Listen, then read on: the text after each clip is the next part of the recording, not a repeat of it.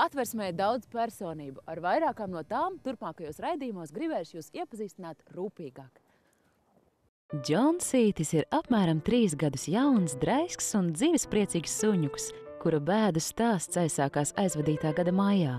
Noklīdis no saimniekiem un palicis bez uzraugiem, suņuks cieta nelaimes gadījumā. Nu jūs jau paši zināt, kā tas ir, kad gribas skriet, ko kājas nes un draiskoties. Un tā pārgāvīgais skrējiens beidzās zem mašīnas riteņiem. No lielā trieciena Džonsītim tika salauzta priekšējā ķepa. Veterinārārsti to izārstēja un, pateicoties īpašam apseja nosaukumam, Džonsa saitei, sunītis mīļi iesaukts par Džonsīti. Nu jau 9 mēnešus viņš patvērumu roda Rīgas pilsētas dzīvnieku patversmē Ulubele.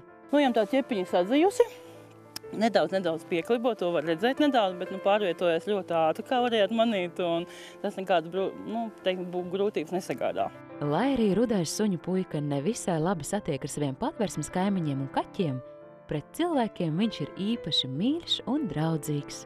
Sunīts piemērots tikai āra apstākļiem. Viņam ļoti labs akotiņš ir. Viņš ir diezgan nesaticīgs raksturā ar citiem suņiem.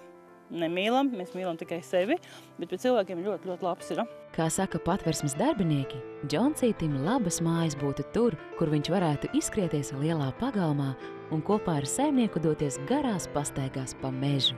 Mazāk vai vairāk būtu cilvēkiem jaunāka gada gājuma, teiksim tā, nevis brieduma gados, bet no vecāka gada gājuma netiks galā, jo viņš ir ļoti aktīvs suns.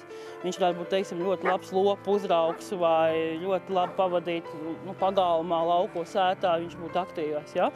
Bet tā, teiksim, viņš nebūs sēdētājs gultiņā, viņu nevarēs čubināt un viss, viņš ir ļoti aktīvs. Tāpēc, ja esat izlēmis dot mājas kādam astainim, meklēt sev īstu ģimenes mīluli un uzticamu draugu, tad ziniet, ka Džonsītis un daudzi citi jūs gaidīs patversmē Ulubele.